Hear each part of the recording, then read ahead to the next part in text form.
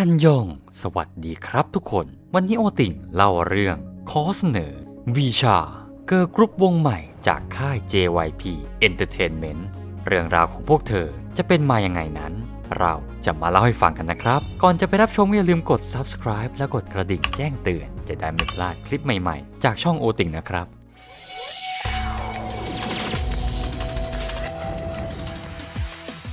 เรื่องราวเริ่มต้นจากพักจินยองหรือ JYP ได้มีโปรเจกต์ที่จะฟอร์มเกิร์ลกรุ๊ประดับโลกขึ้นมาซึ่งทางค่าย JYP ก็ได้ไปจับมือกับทางค่ายเพลงอเมริกัน Republic Records ที่นำมาโดย CEO และผู้ก่อตั้งค่ายมอนเต้ ลิปแมนทั้งสองค่ายก็มีความสัมพันธ์อันดีตั้งแต่การเป็นพาร์ทเนอร์ในการโปรโมทที่อเมริกาทั้งกับวง Twice Stray Kids จนมาถึง ITZY โดยวันที่ 25 กรกฎาคม 2022 ก็ได้มีการปล่อยคลิป A2K America to Korea Official Announcement ซึ่งได้เปิดเผยรายละเอียดในการออดิชั่นที่มีเป้าหมายคือ Global Super Girl Group วงใหม่เด็กฝึกที่ถูกรับเลือกจะได้มาเทรนกับค่าย JYP และทำการคัดเลือก Final Member สุดท้ายที่จะได้เดบิวต์ภายใต้การดูแลของทั้งค่าย JYP และ Republic Records การออดิชั่นจะจัดขึ้นใน 5 เมืองของอเมริกาประกอบไปด้วยแอตแลนตาชิคาโกนิวยอร์กดัลลัสและลอสแองเจลิสซึ่งก็จะเป็นพักจินยองที่เป็นผู้คัดเลือกด้วยตัวเองทั้งหมดเด็กฝึกมากมายที่เกิดช่วงระหว่างวันที่ 1 มกราคม 2005 ถึง 1 กันยายน 2010 ต่างก็เดินทางเพื่อทำตามความฝันที่ได้เป็นศิลปินไอดอลโดยตัวของลุงผักพักจินยองมีเกณฑ์ในการคัดเลือกนอกเหนือจากเรื่องความสามารถแล้วเขาต้องการมองหาคนที่มี potential หรือศักยภาพที่สามารถเป็นศิลปินไอดอลได้สำหรับใครที่อยากดูรายการเต็มๆก็ไปไล่ดูกันได้ที่ช่อง YouTube ของ JYP Entertainment แต่ใครอยากฟังสรุปก็สามารถฟังจากช่องโอติ่งกันได้ในส่วนต่อๆไป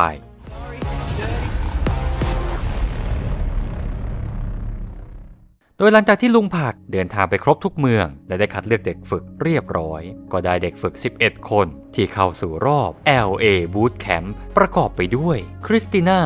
เมลิซาเล็กซัสซาวาน่าเคลลี่คามิล่าเคนดอลเคจียูนาจีน่าและ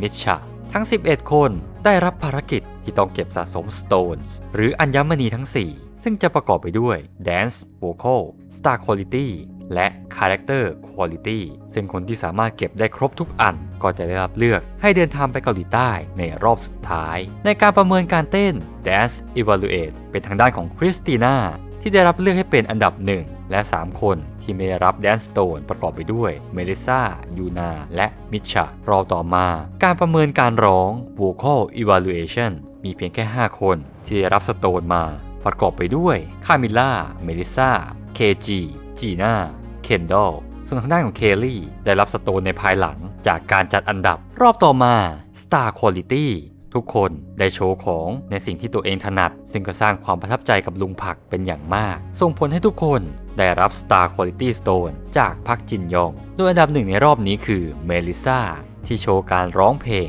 ที่แต่งเองจากเรื่องราวในชีวิตจริงซึ่งก็ทัชใจผู้ชมเป็นอย่างมาก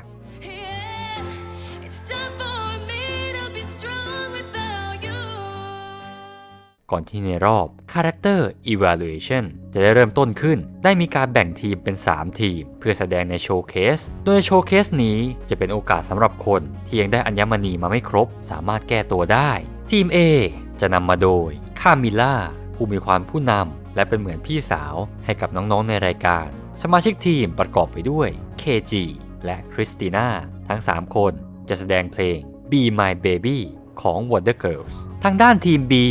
นำมาโดยเคนดอลสมาชิกทีมประกอบด้วยซาวาน่าเคลลี่และมิชชาทั้ง 4 คนจะแสดงเพลง Wanna Be ของ ITZY ทีม C นำมาโดยเมลิซาสมาชิกทีมคือเล็กซัสยูนาและจีน่าทั้ง 4 คนได้แสดงเพลง The Feels ของ Twice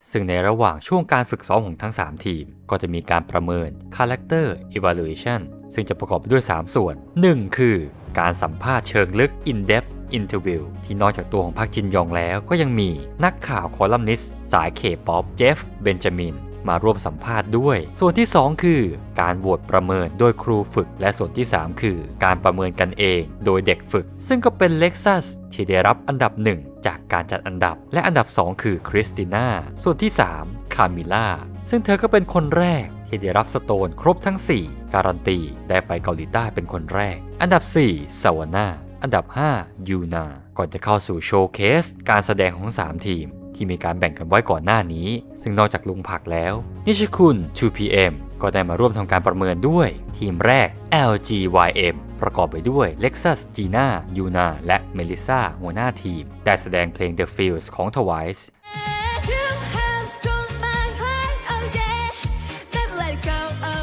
และเป็นจีน่าที่เป็นคนต่อมาที่เก็บครบ4อัญมณีจากการได้รับ Character Stone ทำให้จีน่าอดีตเด็กฝึก JYP จะได้กลับไปที่ค่าย JYP อีกครั้งเช่นเดียวกันกับเมลิซาที่ได้รับเช่นกันแต่เธอนั้นยังได้ไม่ครบ4ส่วนยูนาได้คว้า Vocal Stone เป็นอันที่3ของเธอน่าเสียดายที่รอบนี้ Lexus ไม่ได้รับ Vocal Stone ที่เธอยังขาดอยู่ทีมต่อมา CKC 3 สาวคามิล่า KG และคริสติน่าแสดงเพลง Be My Baby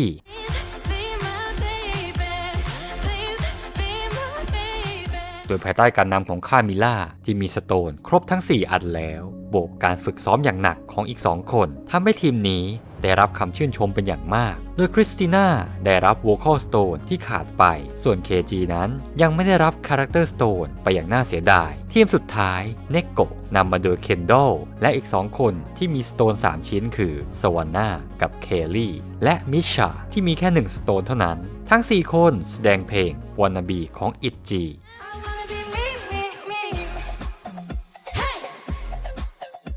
แม้จะมีเวลาการเตรียมทีมแค่2วันแต่ทั้ง4คนก็แสดงได้ดีมากๆทำให้มิชาได้คว้า Vocal Stone เป็น1ชิ้นของเธอส่วนซาวาน่าได้รับ Vocal Stone ชิ้นสุดท้ายสามารถเก็บครบทั้ง4ชิ้นได้ก่อนที่สุดท้ายจะเป็นการจัดอันดับของ LA Bootcamp อันดับ1ได้แก่คามิล่าอันดับ2จีน่าอันดับ3คริสติน่าและอันดับ4ซาวาน่า4อันดับแรกคือคนที่รับสโตนครบทุกอันและได้ไปเกาหลีแน่นอนก่อนที่ลุงผักจะประกาศรายชื่อเพิ่มเติมที่ผ่านการประชุมในการประเมินรวมกับทีมงานโดยอันดับ5ตกเป็นของเคนดอลอันดับ6 Lexus อันดับ7 เคลลี่อันดับ8 KG อันดับ9 เมลิซาและที่สุดท้ายตกเป็นของยูนาซึ่งก็เป็นมิชชาที่ตกรอบไปทั้ง10คนที่เหลือจะได้ไปต่อในรอบ Korean Bootcamp การคัดเลือกที่เกาหลีที่จะมีความเข้มข้นมากยิ่งขึ้นซึ่งทุกคนจะได้รับการขัดเกลาให้เข้าการเป็นศิลปินของค่าย JYP ในรอบนี้จะเป็นช่วงเวลาหลังจากจบรอบ LA Bootcamp ไปแล้ว6เดือนซึ่งช่วงเวลาก่อนเดินทางมาเกาหลีแต่ละคนก็ได้ฝึกซ้อมเตรียมตัวด้านต่างๆและได้เดินทางมาที่โซลเกาหลีใต้แต่ทว่าสมาชิกที่เดินทางมานั้นเหลือเพียง9คนหลังจากที่เมลิซาได้ถอนตัวออกไปโดยเหตุผลส่วนตัวทั้ง9คนจะได้ฝึกฝนที่ JYP Training Center เป็นเวลา3เดือนพร้อมกับบททดสอบการประเมิน3ครั้งซึ่งมีเงื่อนไขคือใครที่ได้อันดับสุดท้าย2ครั้งติดต่อกันจะต้องตกรอบทันทีคราวนี้ผู้แข่งขันทุกคนจะต้องสะสมอัญมณีเพิ่มเติมอีก4ชิ้นจึงจะได้เดบิวต์ซึ่งสร้อยคอของแต่ละคนก็ได้รับการอัปเกรดโดยลุงผักได้เน้นย้ำถึงเรื่องทัศนคติหรือ attitude เป็นอย่างมากถึงจะได้เดบิวต์เป็นศิลปินของค่าย JYP โดยอัญมณีชิ้นสุดท้ายจะตัดสินจากทัศนคติโดยจะให้คาแรคเตอร์บุ๊กประจำตัวแต่ละคนที่จะถูกประเมินในช่วงระยะเวลา3เดือนนี้คาแรคเตอร์3อย่างสำคัญที่ลุงผัก JYP อยากจะเห็นก็คือ honesty ความซื่อสัตย์ diligence ความอุตสาหะ humility ความอ่อนน้อมถ่อมตนการประเมินแรกจะเริ่มต้นขึ้นที่ Lotte World Tower ตึกสูง76ชั้นสูงที่สุดในเกาหลีและอันดับ5ของโลกโดย Individual Evaluation การประเมินแรกนั้น JYP อยากจะเห็นความเปลี่ยนแปลงและพัฒนาการในช่วง6เดือนที่ผ่านมาซึ่งแต่ละคนก็โชว์ทักษะอย่างเต็มที่แต่ก็มีทั้งคนที่ได้รับคำชื่นชมและคนที่แสดงผิดพลาดก่อนที่การจัดอันดับครั้งนี้อันดับ1จะเป็นของเคนดอลที่ได้รับการชื่นชมเป็นอย่างมากจากการแสดงเพลง24 Hours ของซอนมีโดยเธอทำได้ดีมากไม่ว่าจะเป็นการร้องการเต้นและการแสดงออกทางสีหน้า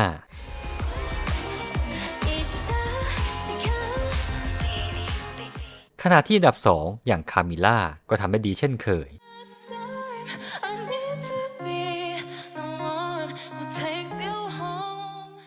ช่นเดียวกับสาวเคจีที่ได้โชว์เสียงร้องสุดเพราะพร้อมกับเล่นกีตาร์ซึ่งทำให้เธอได้รับอันดับ 3 ไป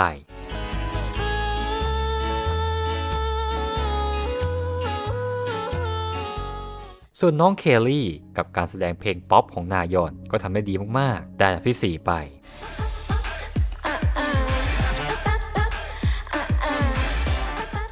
ทางด้านของซาวันนาอันดับ 5 และคริสติน่าอันดับ 6 ก็ทำได้ดีทั้งคู่ก่อนจะคว้าอัญมณีชิ้นแรกกันครบถ้วน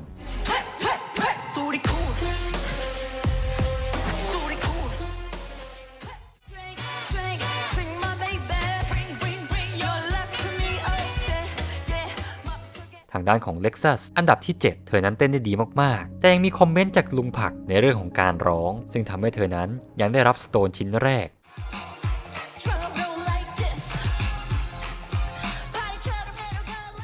เช่นเดียวกับจีน่าลุงผักมีคอมเมนต์ในเรื่องของอีโมชันที่ควรต้องปรับปรุงแต่เขายังให้สโตนชิ้นแรกกับเธอ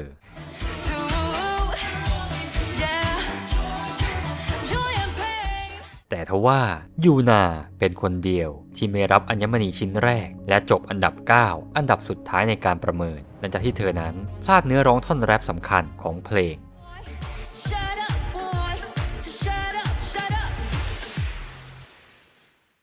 โดยผู้ที่จบอันดับ 1-3 เคนดอล คามิล่า และเคจีได้รับเลือกให้มาร้องเพลงธีมรายการ A2K Ready for the World ก่อนที่ JYP จะเพิ่มเสียงร้องอีก1 คนโดยเรียกเคลลี่ที่ได้อันดับ 4 มาร่วมร้องด้วย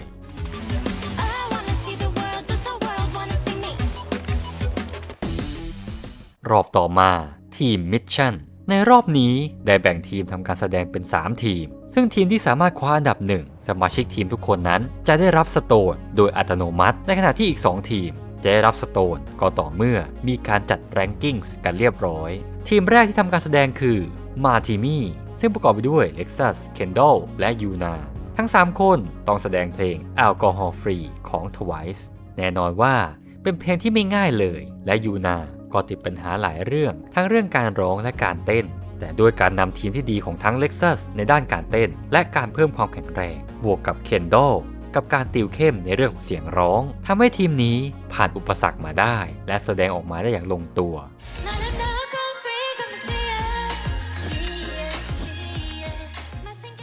โดยลุงผักก็บอกว่าทำได้ดีกว่าที่คาดเอาไว้แต่ก็ยังต้องมีการฝึกฝนเพิ่มเติมอีกทีมต่อมา Black Dogs สมาชิกทีมประกอบไปด้วยคามิล่า คริสติน่า และจีน่าทั้ง 3 คนต้องแสดงเพลง Backdoor ของ Stray Kids ซึ่งแน่นอนว่าเพลงบอยกรุ๊ปนี้ไม่ง่ายเลยสำหรับพวกเธอโดยตัวเพลงที่ร้องสดได้ยากเพราะต้องเต้นไปด้วยและจังหวะดนตรีก็เร็วมากแต่ด้วยการฝึกซ้อมอย่างหนักบวกความสามารถที่ดีของทั้ง 3 คนทำให้สามารถโชว์เพลงนี้ได้เกือบจะเพอร์เฟกต์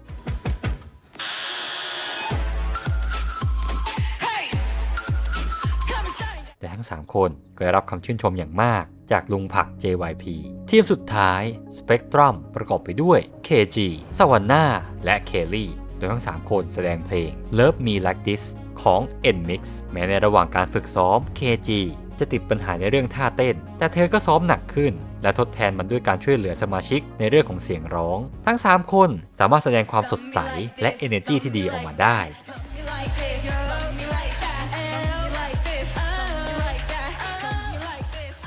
ก่อนที่ลุงผักจะบอกว่าการแสดงนี้ไม่สามารถให้เกรด A ได้แต่ต้องเป็น A+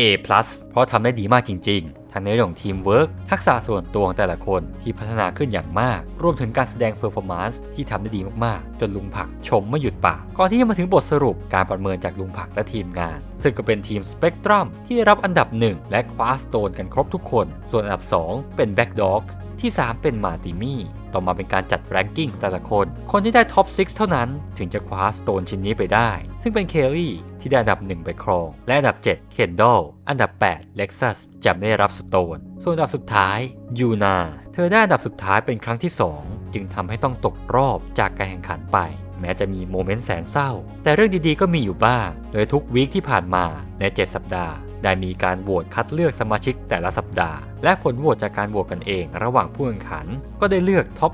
3 คนที่ไปเที่ยวสวนสนุกลอตเต้เวิลด์ได้แก่คามิล่าอันดับ 1 และที่ 2 ร่วมเล็กซัสกับจีน่าหลังจากดำเนินการคัดเลือกมากว่า12 เดือนหรือราว 1 ปี การตัดสินสุดท้ายก็มาถึงโดยรอบสุดท้ายนี้จะได้ซอนมีอดีตสมาชิก Wonder Girls และกาบีนักออกแบบท่าเต้นชื่อดังจากทีมเต้นลาจิก้ามาร่วมประเมินด้วยพร้อมกับได้ยอนโมอันมารับหน้าที่เป็น Special MC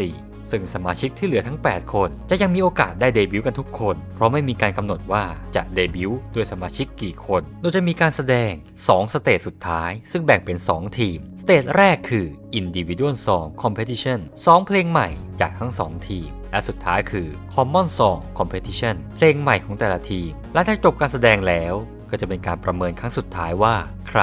จะได้เดบิวต์บ้างทีมแรกคือ Topic ประกอบไปด้วย4สาวคามิล่าหัวหน้าทีมพร้อมด้วย Lexus สวรรค์ และจีน่าโดยได้แสดงเพลง No Me Like That เพลงที่พักจินยองได้โคโปรดิวซ์ร่วมกับโปรดิวเซอร์เดวิดสจ๊วต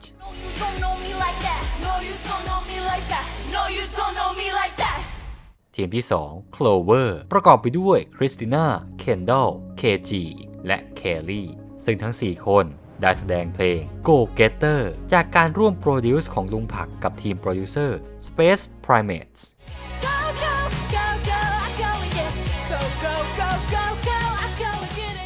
หลังจากจบการแสดง2สเตจแรกจากทั้ง2ทีมก็จะเป็นสเตจสุดท้าย Common Song Mission ทั้ง2ทีมจะแสดงเพลงเดียวกันคือ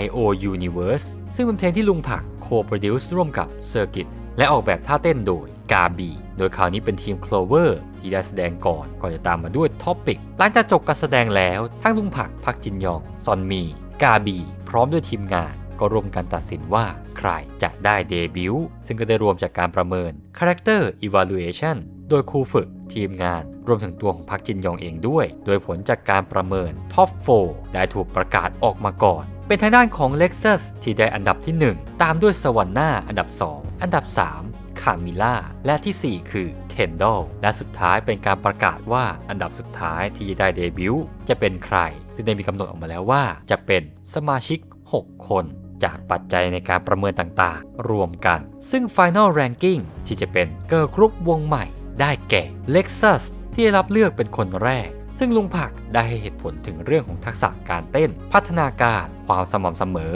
และการฝึกซ้อมอย่างหนักคนที่2ที่ถูกเลือกคือ KG ซึ่งลุงผักได้ให้เหตุผลว่าเธอสามารถถ่ายทอดอารมณ์เพลงได้อย่างยอดเยี่ยมและมีการพัฒนาตัวเองอย่างต่อเนื่องคนที่3คือคามิล่าเธอถือว่าเป็นคนที่แทบจะนอนมาเลยก็ว่าได้และติดอันดับท็อปในทุกมิชชั่นโดยเฉพาะในเรื่องของเสียงร้องที่สำคัญเธอยังคอยช่วยเหลือเพื่อนๆคนอื่นอยู่เสมอคนที่4คือสวรรค์เธอแสดงให้เห็นพลังในการร้องทุกๆรอบที่ผ่านมารวมถึงในเรื่องของการแสดงออกทางสีหน้าที่ยอดเยี่ยมอีกด้วยคนที่5เคลลี่แม้เธอจะเด็กสุดในรายการนี้แต่ด้วยคาแรคเตอร์ที่น่ารักบวกความสามารถที่เก่งเกินวัยและความตั้งใจความพยายามทำให้เธอนั้นถูกรับเลือกและคนสุดท้ายสมาชิกคนที่ 6 คือเคนดอลเธอเป็นคนที่มีความสามารถรอบด้านมีความทุ่มเทและสิ่งที่ทำได้ดีที่สุดคือการแสดงออกทางสีหน้าผ่านการแสดงซึ่งคนที่ไม่เดบิวต์2 คนในรอบสุดท้ายก็คือจีน่ากับคริสติน่าและนี่ก็คือโฉมหน้าของทั้ง 6 คนที่ได้เดบิวต์ในนามวง Global Girl Group วงใหม่ของค่าย JYP โดยใช้ชื่อวงว่า Visha หรือ Bichor ที่พ้องเสียงกับภาษาเกาหลี Bichor มีความหมายว่า Illuminate ในภาษาอังกฤษแปลเป็นไทยคือแสงสว่างโดยรวมจะสื่อความหมายว่า Visha จะเปล่งประกายเพื่อให้แสงสว่างแก่แฟนๆของพวกเธอซึ่งไม่ต้องรอกันนานหลังจากที่รายการออนแอร์จบในวันที่ 22 กันยายน Vishaได้ปล่อยพีเดบิวต์ดิจิตอลซิงเกิล Seven New Light ซึ่งประกอบไปด้วย 3 เพลงในรายการคือ Go Getter No Me Like That และเพลงไตเติ้ล YO Universe ที่ได้ปล่อย MV ออกมาด้วย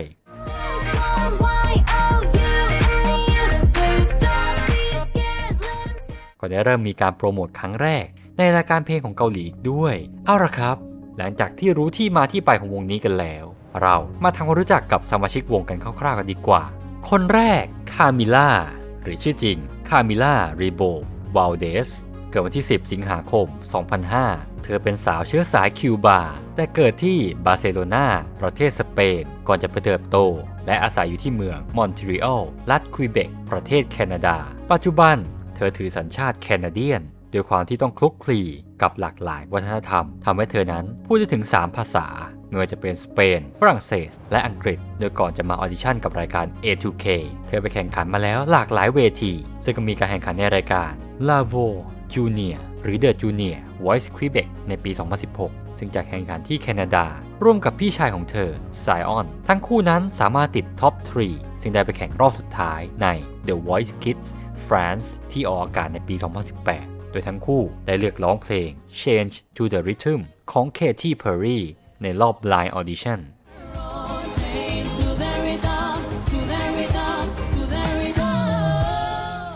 เธอทำงานอย่างหนักเพื่อโอกาสต่างๆในวงการบันเทิงโดยเธอนั้นเคยเป็นนักแสดงในสังกัด G2 Art Agency ใน Quebec โดยปี 2019 เธอยังได้ปรากฏตัวในฐานะนักแสดง Love Myself Global Campaign Video ของวง BTS อีกด้วย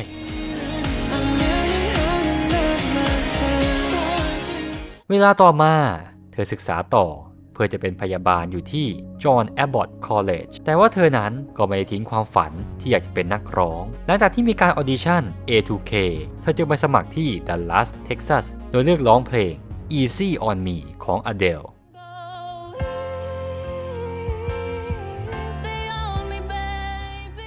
ด้วยน้ำเสียงร้องที่ดีของเธอแม้ได้รับคำแนะนำเพิ่มเติมในเรื่องของการร้องไฮโน้ตแต่ JYP ก็ประทับใจตัวเธอมากจึงผ่านการคัดเลือกในที่สุด Who am I? That was Camilla. คนต่อมา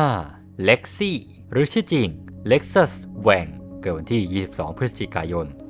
2005 ชาวอเมริกันเชื้อสายม้งซึ่งเป็นกลุ่มชาติพันธุ์ที่อาศัยอยู่บริเวณภูเขาในแถบเอเชียตะวันออกเฉียงใต้โดยเฉพาะในแถบประเทศไทยกับลาวครอบครัวของเธอนั้นได้อพยพไปอยู่ที่อเมริกาโดยตัวของเล็กซี่เกิดที่ชิโวแกนวิสคอนซินสหรัฐอเมริกาและเติบโตขึ้นที่มิลวอกกี้วิสคอนซินอเมริกาเล็กซัสเริ่มต้นจากการเป็นนักบัลเล่ต์ตั้งแต่อายุ 4 ขวบและเล่นมานานกว่า 12 ปีโดยตัวของเธอนั้นมีสุนิสาลีนักยิมนาสติกสากลดีกรีเหรียญทองโอลิมปิกซึ่งเป็นชาวอเมริกันเชื้อสายม้งเช่นเดียวกับเธอเป็นโรลโมเดลโดยความรักต่อบัลเล่ต์เป็นอย่างมากการต้องเลิกเล่นนั้นอาจจะทำได้ยากเมื่อถึงจุดที่เธอคิดว่าจะไปต่อหรือพอเท่านี้เล็กซัสตัดสินใจเลิกเล่นแต่เธอก็เริ่มมีความฝันที่จะเป็นศิลปิน K-POP ซึ่งเธอได้เข้าร่วมกับทีมเต้น Cover Dance Prism Crew ตั้งแต่ปี 2019 โดยในปี 2022 ทีมเต้น Prism Crew ได้ไปแข่งขันใน K-POP Cover Dance Festival ซึ่งจัดที่โซลเกาหลีใต้โดย Prism Crew แสดง cover เพลง Maverick ของ The Boys และ Guerrilla ของ ATEEZ ก็จะเป็นหนึ่งใน 3 ทีมที่คว้ารางวัลชนะเลิศมาได้ร่วมกับทีม Team H จากฟิลิปปินส์และกันสควอตจากประเทศไทยในปี 2022 เธอได้มีโอกาสไปเต้น Relay Dance ในงาน KCON LA ผ่านเพลง Up ร่วมกับวง Kepler อีกด้วย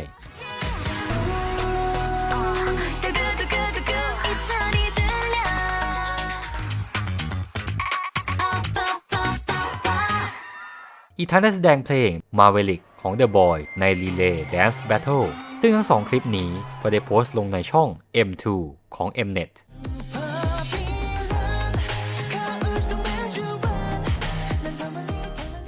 ก่อนที่ต่อมาในปีเดียวกันเธอตัดสินใจมาออดิชั่นกับรายการ A2K โดยสมัครมาที่ชิคาโกโดยเธอเลือกร้องเพลง Love Me Like a Love Song ของ Selena Gomez และ The Scene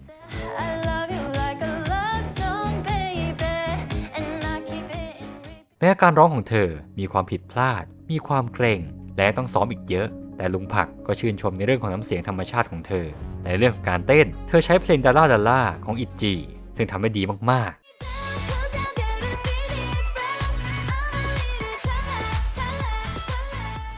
ด้วยพื้นฐานของนักบัลเล่ต์ทำให้เธอมีจังหวะที่ดีคอนโทรลร่างกายได้อย่างยอดเยี่ยมซึ่งลุงผักก็เห็นแววว่าเธอจะเติบโตขึ้นมากแน่นอนจึงได้ผ่านการคัดเลือกและเธอแสดงให้เห็นพัฒนาการด้านอื่นๆมากขึ้นนอกเหนือจากการเต้นจนในที่สุดก็สามารถจบอันดับ 1ในรายการและได้เดบิวต์พร้อมกับรับหน้าที่เป็นลีดเดอร์หัวหน้าวงอีกด้วย Who am I? That was Lexi. คนต่อมาเคนดอลหรือชื่อจริงเคนดอลเอเบลลิงเกิดวันที่ 1 มิถุนายน 2006 ที่ฟอร์ตเวิร์ธเท็กซัสสหรัฐอเมริกาเธอเป็นสาวอเมริกันที่มีเชื้อสายเวียดนามโดยคุณพ่อเป็นชาวอเมริกันส่วนคุณแม่มีเชื้อสายเวียดนามซึ่งทั้งคู่ต่างทำงานในสาขาด้าน STEM หรือวิทยาศาสตร์และวิศวกรรมศาสตร์ ในปี 2016 เมื่อตอนที่เคนดอลอายุได้ 10 ขวบเธอได้เข้าร่วมค่ายฤดูร้อนคณิตศาสตร์และวิทยาศาสตร์ซึ่งก็มีคลิปที่เธอนั้นให้สัมภาษณ์ด้วยเธอเป็นเด็กสาวที่หลงรักในเสียงเพลงโดยผ่านการเรียนการฝึกฝนและทำกิจกรรมการแสดงมาแล้วหลายอย่างไม่ว่าจะเป็นการเต้นแจ๊สมิวสิคอลเธียเตอร์บัลเล่เล่นเปียโนและเรียนเทควันโดแต่เธอนั้นไม่ได้เรียนร้องเพลงอย่างจริงจังมีเพียงแค่การร้องเพลงในคณะนักร้องประสานเสียงของโบสถ์กับที่โรงเรียนซึ่งโดยความฝันที่อยากเป็นศิลปินไอดอลเคป๊อปเธอจึงเดินทางไปเกาหลีเพื่อฝึกฝนในการเต้นในสถาบันสอนการเต้นมาแล้วอีกทั้งยังได้แสดงตามที่สาธารณะมาแล้วด้วยก่อนที่เธอนั้นจะสมัครออดิชั่นในรายการ A2K ที่ดัลลัสเท็กซัสโดยเลือกแสดงเพลงดัลล่าของอิจีด้วยรูปลักษณ์ดวงตากลมโตน่ารักดูบ้องแบ๊วทำให้ทีมงานหลายคนโดนตกโดยไม่รู้ตัวหลังจากที่แสดงเสร็จลุงผักก็คอมเมนต์ในเรื่องของการเต้นที่มีความยุ่งเหยิงอยู่ยังขาดความแม่นยำในเรื่องของลายการเต้นและต้องมีการปรับปรุงแก้ไขแต่สิ่งที่เขาประทับใจคือคาแรคเตอร์ของเธอที่มีความใกล้เคียงกับการเป็นศิลปินเคป๊อปการแสดงออกทางสีหน้าที่มีศักยภาพมากพอจะเป็นไอดอลเคป๊อปได้เธอมีความเข้าใจในเคป๊อปเป็นอย่างดีมีแพชชั่นที่เต็มเปี่ยมแม้จะยังขาดสกิลบางอย่างแต่ JYP ก็ให้เธอผ่านเข้ารอบไปได้ก่อนที่เธอจะทำผลงานได้อย่างยอดเยี่ยมในรายการและจบอันดับ 6 ได้เดบิวต์กับวีชาในที่สุด Who am I? That was Kendall. คนต่อมาซาวานนาหรือชื่อจริงซาวานาบลังกาคอลลินส์เกิดวันที่ 26 กรกฎาคม 2006 ที่โบคาไรตันฟลอริดาประเทศสหรัฐอเมริกาเด็กสาวอเมริกันจากฟอร์ตลอเดอร์เดลฟลอริดาสหรัฐอเมริกาคุณพ่อของเธอเป็นชาวอเมริกันผิวดำที่มีข้อมูลบางแหล่งบอกว่าพ่อของเธอมาจากประเทศตรินิแดดและโตเบโกส่วนคุณแม่มาจากเวเนซุเอลานั่นทำให้เธอนั้นสามารถสื่อสารภาษาสเปนได้อีกหนึ่งภาษาเธอมีฝาแฝดชื่อว่าอลองโซ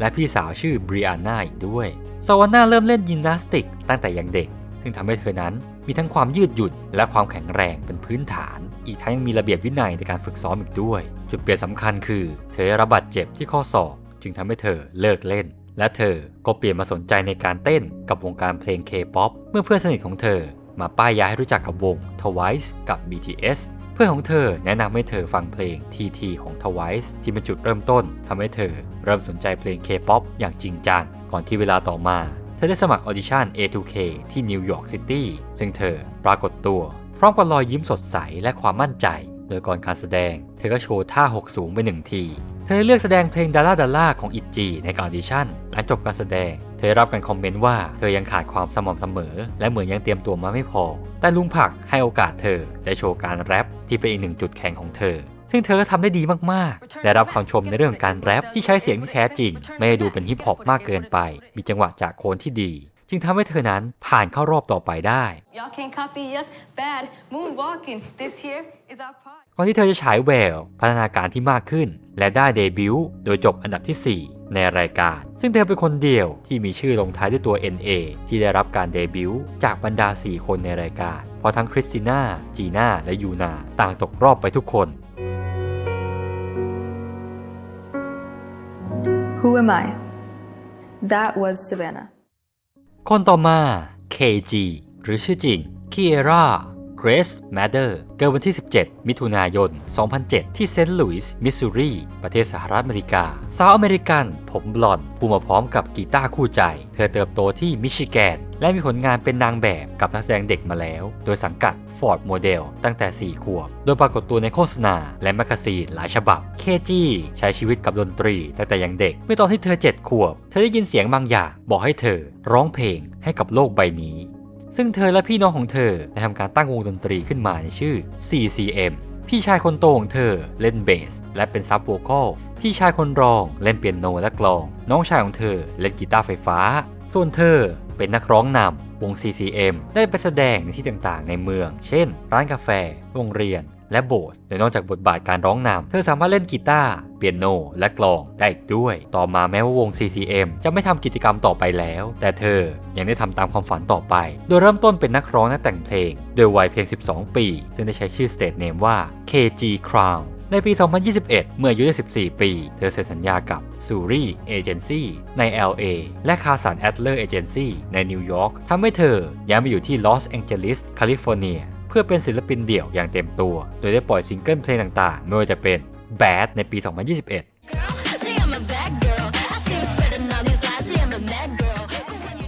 Gimme That 2021 Eeny Meeny Miny Mo ปี 2021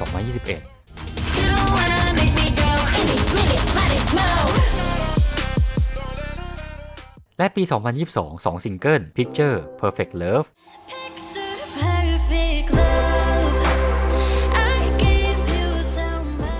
และ Porcelain Queen ซึ่งเพลงเหล่านี้เธอได้บอกด้วยว่าได้รับอิทธิพลบางอย่างมาจาก K-POP ที่มีส่วนผสมของเพลงป๊อปอื่นๆโดยนอกจากผลงานเพลงแล้วเธอยังเคยไปเล่นมิวสิกวิดีโอเพลง Tuesday ของ Gavin Magnus มาแล้วด้วยเธอมีความสนใจ K-POP ตั้งแต่ก่อนการเป็นศิลปินเดี่ยวแล้วโดยเริ่มจากการติดตามวง Blackpink ก่อนได้ไปคอนเสิร์ต K-Con LA ซึ่งทำให้เธอนั้นได้ดูการแสดงวงต่างๆโดยเธอประทับใจวง ITZY เป็นอย่างมากหลังจากที่ได้ดู ITZY แสดงแล้วเธอก็เริ่มอยากเป็นไอดอล K-POPโดยในปี 2022 เธอจึงสมัครออดิชั่น A2K ที่ LA ซึ่งได้มาพร้อมกับกีตาร์คู่ใจและแสดงเพลง Issues ของ Julia Michaels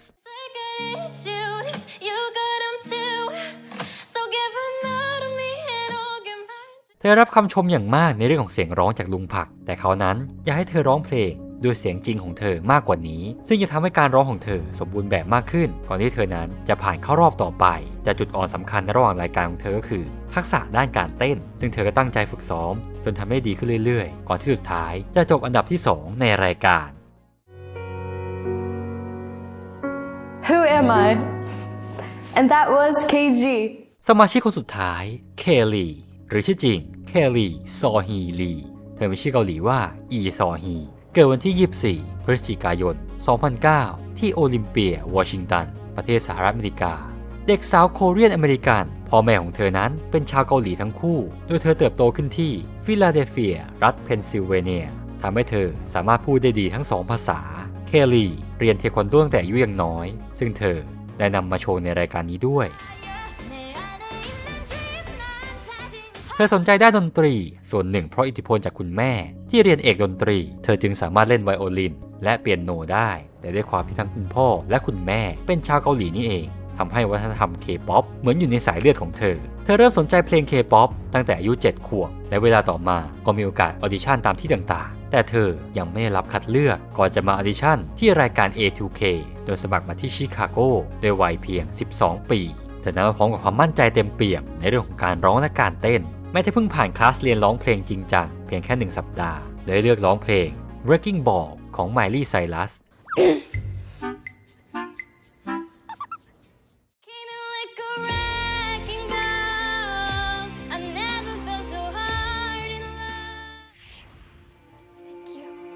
ก่อนจะหยุดร้องไปหลังจากร้องจบ1 เวอร์สโดยเธอรับการชื่นชมในเรื่องของเสียงร้องจากลุงผักโดยเฉพาะเรื่องของการควบคุมการหายใจขณะร้องและต่อมาเธอได้โชว์เต้นเพลงดาล่าของ ITZY ก่อนจะหยุดเต้นก่อนเพลงจบอีก1 ครั้ง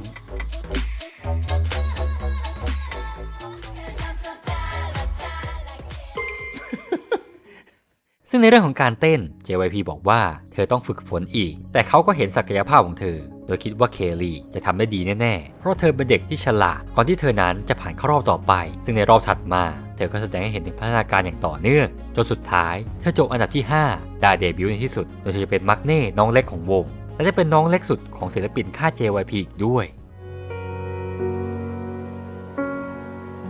Who am I?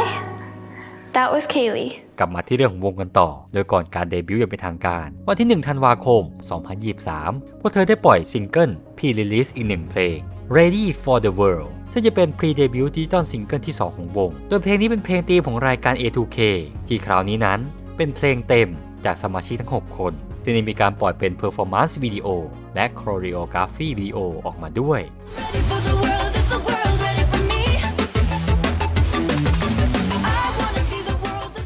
ต่อมาช่อง YouTube ของ Visha ก็ได้ทยอยปล่อยคลิปแนะนำสมาชิกแต่ละคนตั้งแต่วันที่ 8 มกราคม ถึง 13 มกราคม ใครอยากรู้จักพวกเธอเพิ่มเติมก็ไปไล่ดูกันได้และอย่าลืมสามารถไปย้อนดูทั้งรายการ A2K ได้ทางช่อง JYP Entertainment พวกเธอยังจะได้ไปแสดงใน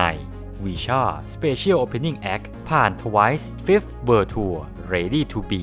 3 เมืองในเม็กซิโกซิตี้เซาเปาโลและรอบเอ็นคอร์ที่ลาสเวกัสในวันที่ 16 มีนาคม ปี 2024 นี้อีกด้วย ก่อนที่ล่าสุดวันที่ 26 มกราคม 2024 สาววีชาก็ได้เดบิวต์เป็นทางการด้วยการปล่อย English Debut Digital Single Girls of the Year ซึ่งจะมี 2 เพลงประกอบไปด้วย Girls of the Year เป็นเพลงไตเติ้ลและ1เพลง B-side คือ XO Call Me อย่าลืมไปรับชมรับฟังทั้ง MV และสตรีมเพลงกันด้วยนะครับ That I turned it up, I never let me down, not that easy. Ripping up the motor. Like dynamite. เป็นไงบ้างครับกับเรื่องราวของวีชา นี่เป็นแค่เรื่องราวสนุกเท่านั้นที่เรารวบรวมมา ชอบผลงานเพลง หรือสมาชิกคนไหนก็ป้ายยาบอกเรากันได้ หากมีภาพอาการใดก็ขออภัยด้วยนะครับ สุดท้ายอย่าลืมกดไลค์กดแชร์กด Subscribe แล้วกดกระดิ่งแจ้งเตือนและฝากช่องทางการติดตามพวกเราโอติทุกช่องทางด้วยนะครับอันยอง